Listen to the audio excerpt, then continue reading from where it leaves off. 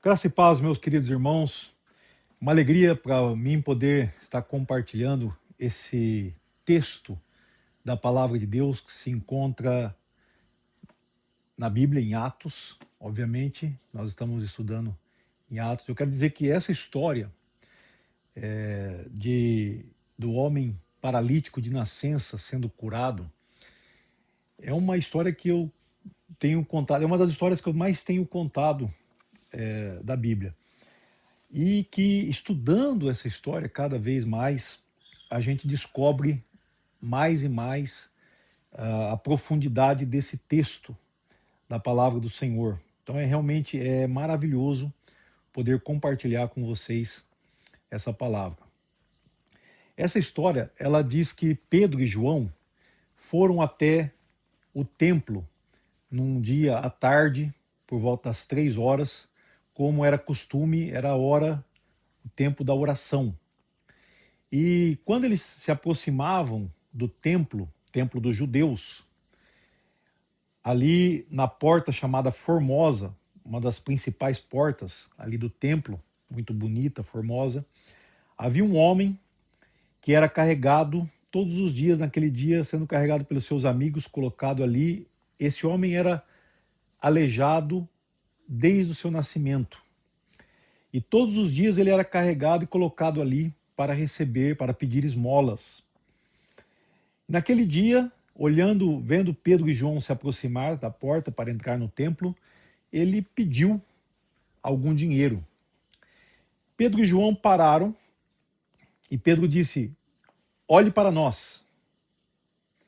E o homem olhou para eles, esperando receber algum dinheiro.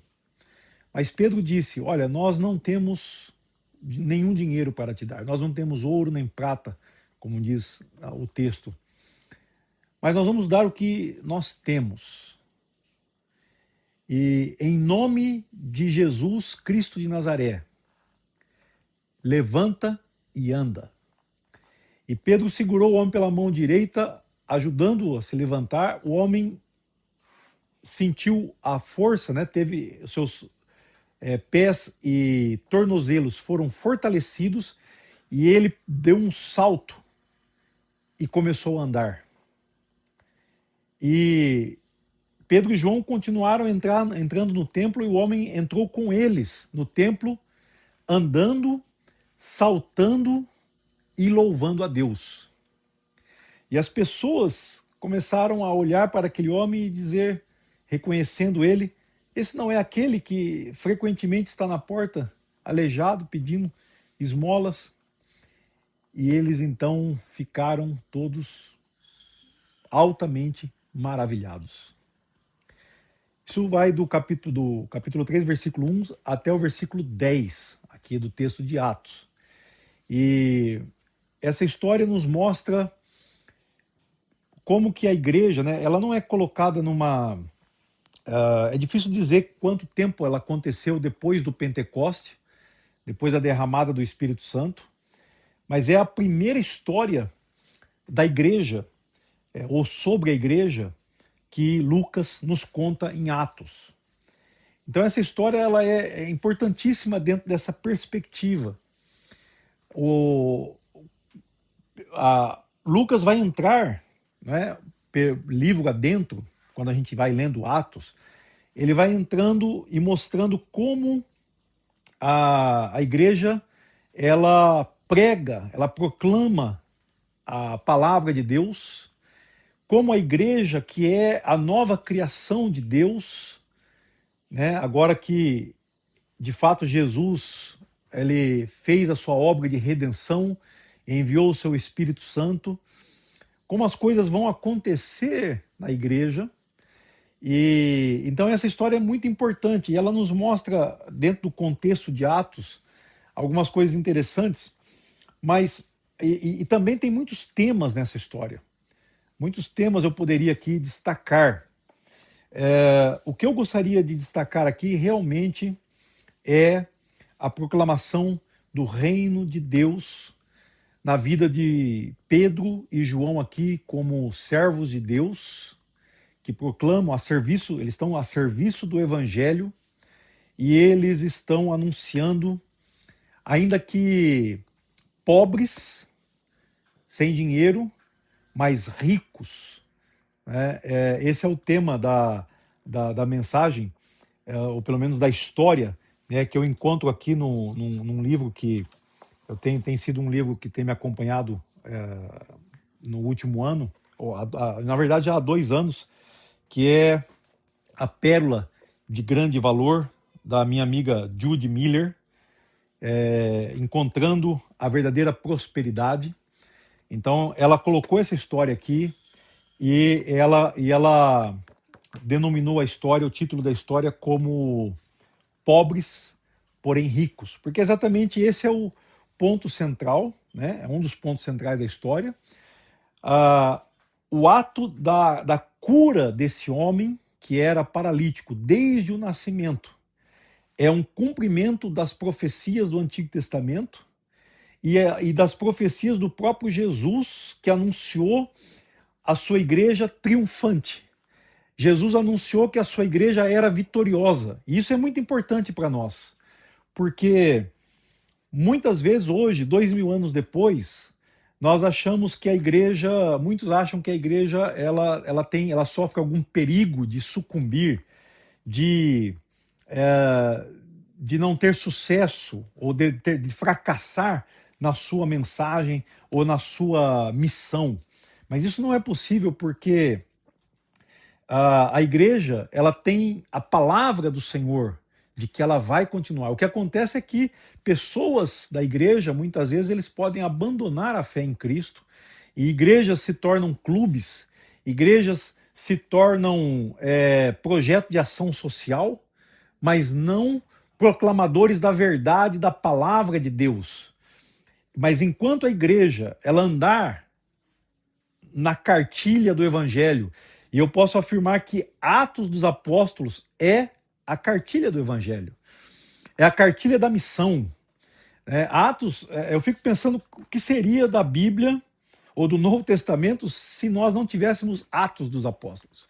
Deus moveu aquele homem, aquele médico chamado Lucas, para escrever, para registrar nesses 28 capítulos a história da igreja, começando em Jerusalém, com a descida do Espírito Santo, ali com a espera dos apóstolos e discípulos, e então o início da proclamação do evangelho em Jerusalém, depois indo para toda a região da Judéia, Samaria, foi até a Antioquia da Síria, e como aqueles 12 apóstolos, né, mas também os outros 7 servos, enfim, a igreja vai crescendo e aí surge outro personagem importantíssimo que é o Paulo, apóstolo Paulo e Barnabé, e eles vão então pela Ásia Menor e pela Europa pregando essa mensagem do evangelho. Então nós vemos que a igreja é uma igreja de fato triunfante. Ela está em formação aqui, ela está em missão, e aqui nós temos Pedro e João em missão. E é interessante também notar que eles vão para a oração no templo dos judeus. Muitas pessoas que leem esse texto hoje, elas não se dão conta de que a igreja não tinha templo.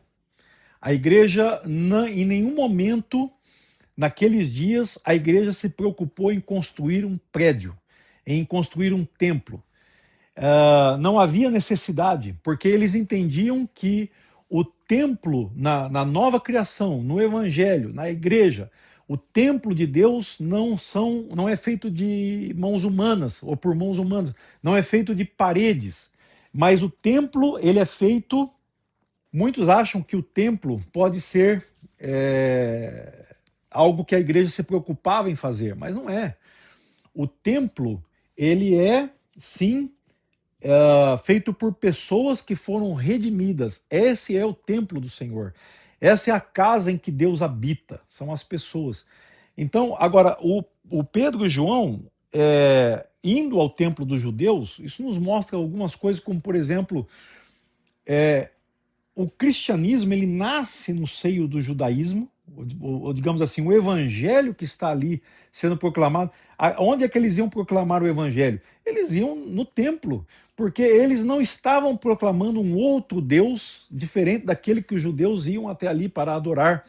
Eles não estavam falando de uma outra verdade, senão aquela que eles já conheciam de forma profética, e agora eles tinham o cumprimento dessa profecia. E, e eles não tinham, eles também não se tratava de uma nova religião. A esperança era de que aqueles judeus que estavam ali no templo, aqueles religiosos, eles se convertessem ao Senhor Jesus, né? Então, eles continuam indo normalmente no templo. Então, o livro de Atos, ele nos mostra que, depois você vai ter também Paulo entrando no templo, fazendo votos e entrando no templo lá na segunda metade do livro de Atos. Você tem Paulo indo anunciar nas sinagogas, né? Paulo e Barnabé e Silas, muitas vezes nas sinagogas, e os judeus sempre eram os primeiros a ouvir a mensagem do evangelho, e muitos se convertiam e outros não, né? O que acontecia tanto com judeus quanto com gentios, porque aqueles que o Senhor havia escolhido para se tornarem cristãos, para se tornarem serem salvos, eles eram salvos, conforme diz o livro de Atos. Então, agora, o que me leva também a pensar que Pedro e João iam até o templo dos judeus é porque eles eram servos, missionários, servos do Senhor. Ou seja, eles não iam ao templo para receber alguma coisa, eles não iam ao templo como muitas pessoas vão à igreja hoje, no intuito de receber, ou no intuito de pagar os seus votos, de pagar suas promessas, de ter algum ponto com Deus. Não. Eles vão ao templo para servir, né? Porque muitas pessoas falam assim: eu vou servir a Deus em casa, eu não vou no templo. E é interessante porque essas pessoas elas acham que o templo é um lugar para servir, como um restaurante onde elas vão comer alguma comida gostosa. Não. O templo, o lugar de se reunir da igreja, ou quando você sai da sua casa para ir a algum lugar, a igreja é o lugar especial onde nós servimos e adoramos ao nosso Deus, e que se traduz muitas vezes em servir ao nosso irmão, servir ao nosso próximo. Servir com o quê? Com a palavra da verdade. E também você vê um Pedro e João sensíveis à necessidade daquelas pessoas. Quando eles chegam ali à porta do templo, aquele homem aleijado, desde o seu nascimento, e aqui vale dizer que é um milagre.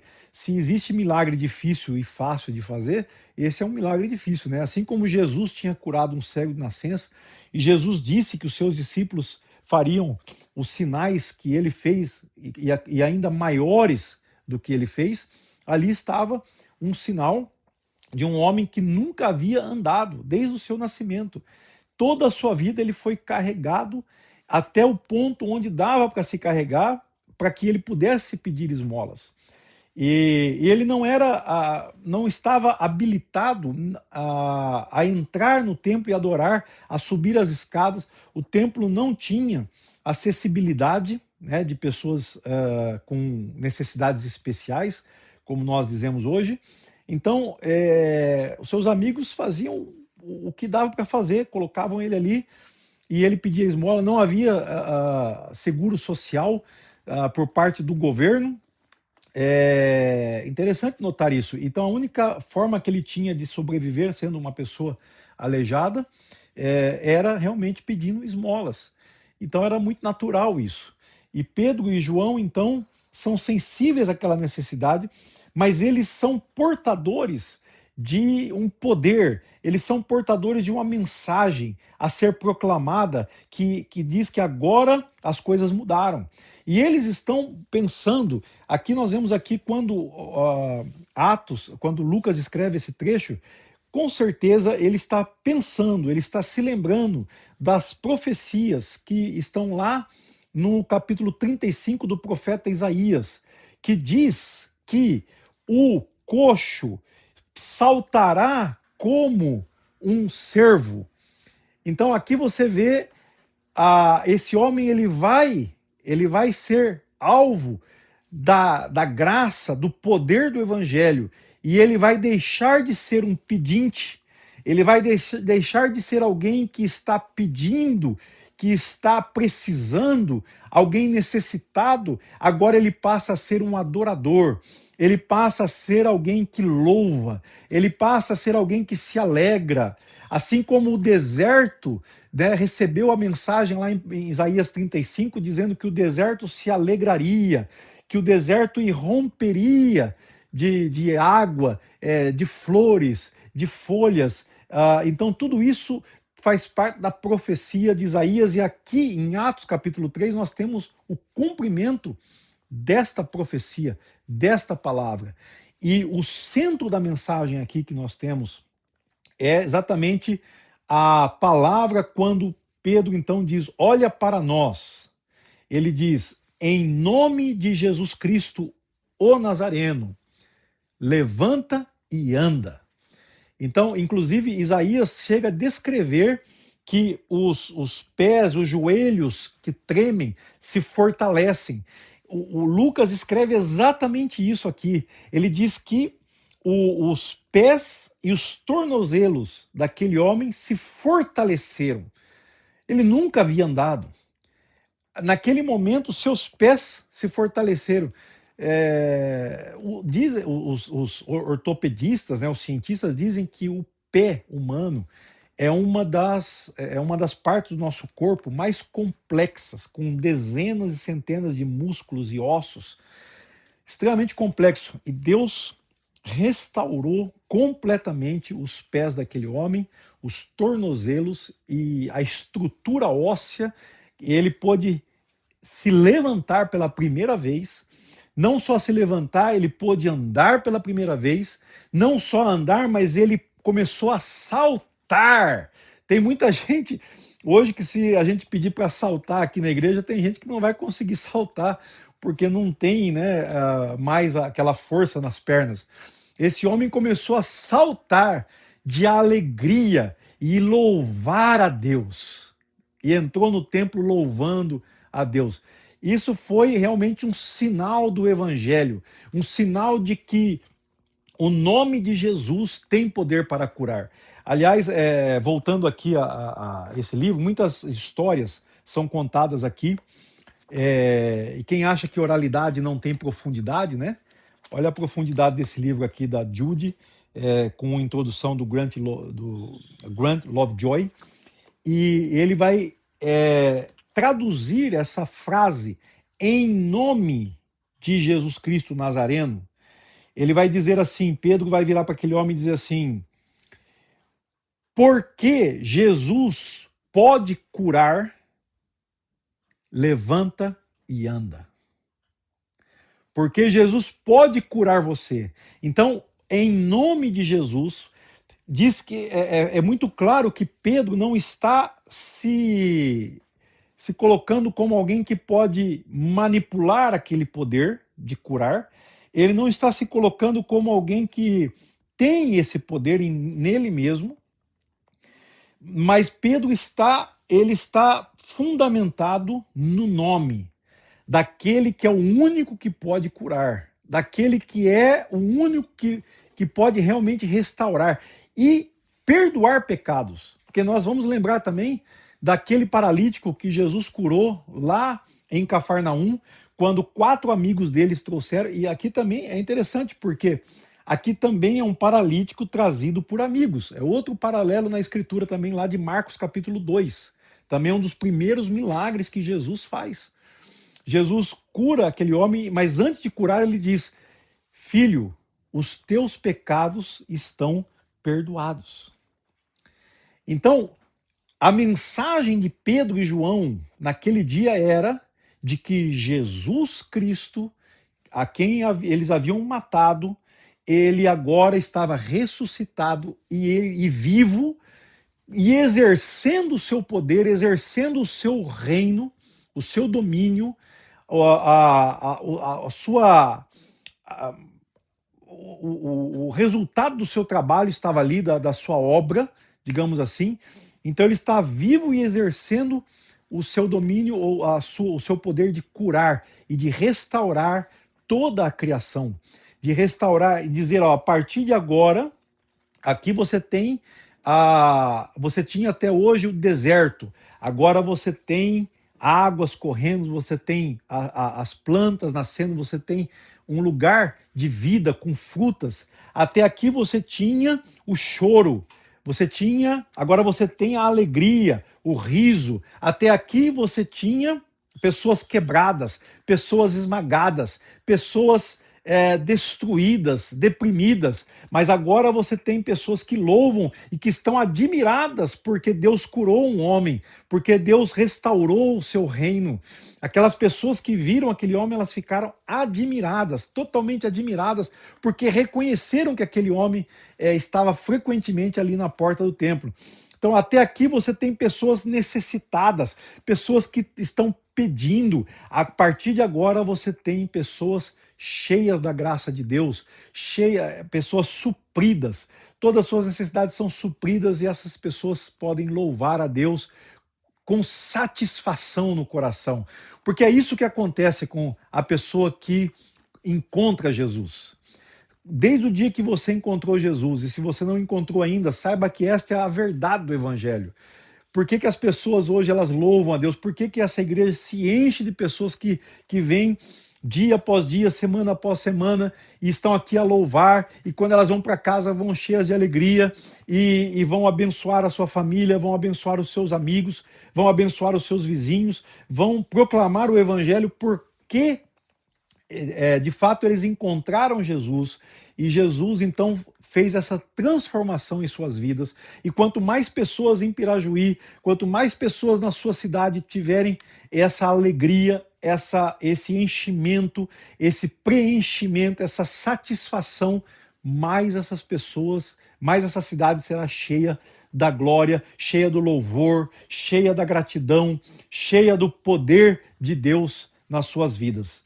Então, quando Pedro diz, em nome de Jesus Cristo Nazareno, porque Jesus tem poder para te curar, levanta e anda. Então, essa é a nossa mensagem, é a mensagem central desse texto. Ou seja, o nome de Jesus está bem no centro dessa história, como aquele que pode curar, como é por causa dele, por ele, é que todas as coisas foram restauradas. E então há essa transformação de vida para todos nós. Então, meu querido irmão, eu quero que você creia nessa palavra, que você realmente encontre Jesus, todos nós, e que nós sejamos uma igreja centrada na missão. Nós estamos aqui para servir, assim como Pedro e João serviram. Se você, nessa noite, hoje, ao ouvir essa mensagem, você se identifica com alguém, como alguém que está necessitado, como alguém que está a pedir, que está a necessitar de ajuda, de qualquer forma, porque Pedro, ele foi sensível, Pedro e João foram sensíveis à necessidade daquele homem. Então você tem aqui dois tipos de pessoas, e você vai se enquadrar em uma delas, um desses dois tipos, né? Ou você é uma pessoa necessitada que ainda não foi tocada pelo poder de Deus para se tornar uma pessoa cheia e plena, ou você é uma pessoa que já encontrou e que você se levanta não só para ir ao trabalho e ganhar o seu pão, ganhar o seu dinheiro, você não é movido apenas pelas suas necessidades, você não é movido pela sua nem mesmo pelo seu egoísmo, pela sua ganância, mas você é movido pela compaixão, você é movido pela gratidão que você tem a Deus do que Ele deu para você, e você se levanta e vai até um lugar. Quando você vem para a igreja, quando você vem, você tem em mente que você não vem apenas para ser servido. Você não é como um cliente que entra e sai e reclama da mensagem, reclama do louvor e reclama de alguma coisa dos garçons, né? Reclama dos diáconos, como se você fosse um cliente a reclamar, de fazer uma reclamação, né? Um review daquilo que você comprou e não gostou. Não, você é alguém que vem para servir. Você é alguém que se coloca à disposição do Evangelho, à disposição de Deus. E você olha ao seu redor, como Pedro olhou, e vê a necessidade que existe. E você sabe que o Evangelho é a resposta a todas as necessidades. Você tem ali um homem que está fora do templo, ele precisa entrar no templo, ele precisa conhecer, ele precisa louvar, ele precisa adorar. É isso que o evangelho vai fazer com todos aqueles que ouvem e creem. Vai transformá-los de pedintes a adoradores. E você sabe disso. E você tem essa mensagem. Essa mensagem está em você. Desde que o Espírito Santo encheu o seu coração, você sabe muito bem que é isso que você tem que fazer. Então, meu irmão, que Deus te abençoe grandemente, que essa palavra possa ir fundo nos nossos corações, em nome de Jesus. Amém.